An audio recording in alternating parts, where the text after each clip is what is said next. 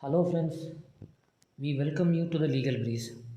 Today we will be talking about the importance of direct selling rules 2021, what it covers, what it includes, what it excludes, and why we need to study about those regulations. All these things will be discussed in this particular episode is concerned. We know when we got the Consumer Protection Act 1986, there is nothing about this direct selling aspect at all. It was for a quite long time, it was not at all addressed within the ambit of Consumer Protection Act or rules thereafter, even after the 2000 amendment. Only in 2016, we had a small guidelines called model guidelines on the direct selling. Actually, that guidelines were not at all directly regulating the activities of direct selling entities and direct sellers and the goods and services provided by them. In fact, it was only an advisory to assist the state governments in the process of regulating the direct selling industries. So therefore, it was considered to be A, piecemeal, B, toothless. Therefore it has been proved to be more ineffective, more inadequate, and a lot of defects. After the advent of the Consumer Protection Act 2019, the statute itself gives a mandate to the government to regulate these industries. Please remember, this consumer protection, this direct selling industries is $1 billion industries worldwide. US, China, Japan, German, these are some of the countries which have top marketing for this.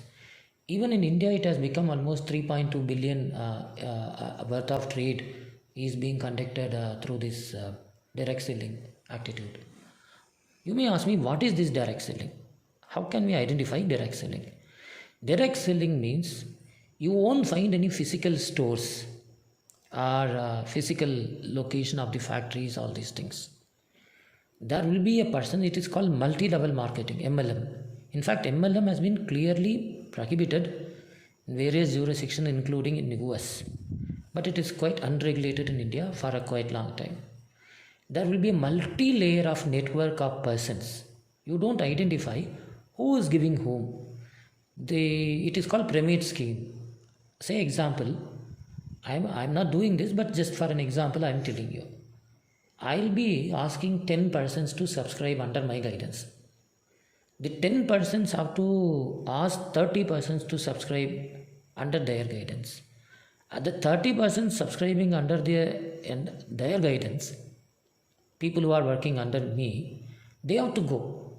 Like that, there will be a chain. When the last person makes a sale, he gets nothing. But I am sitting on the top, I'll be getting huge profits out of that. And people say he has become diamond, he has become gold, all these things. The best way, you don't know whether this generation knows this, there is something called Amway Enterprises. They were doing this sort of selling. Even Tupperware for quite long time. That products are also sold through this direct selling. Just as an example I am telling. I don't know whether it is prevailing today. They would have changed their labeling or practicing of products and services. So what is the new importance or what is the salient features? That's very important. The term direct selling has been defined under the rules as well as Consumer Protection Act. That's very important. Okay, what is that? There is no permanent retail showroom or person or location is available. That is the key feature to identify this is a direct selling. Multi-layer network, that's very important. Next one, the rules clearly prohibits Premade Scheme including money circulation. That's very important. Then mandatorily they should have one physical representative in India and that person should be a resident in India. That's very important. They should have at least one physical location of a showroom and they should have registered duly under the GST and other license such as FSI, all these things. Okay, that's very, very important. And they should also have a grievance redressal officer. Above all, these rules clearly providing a space for data protection.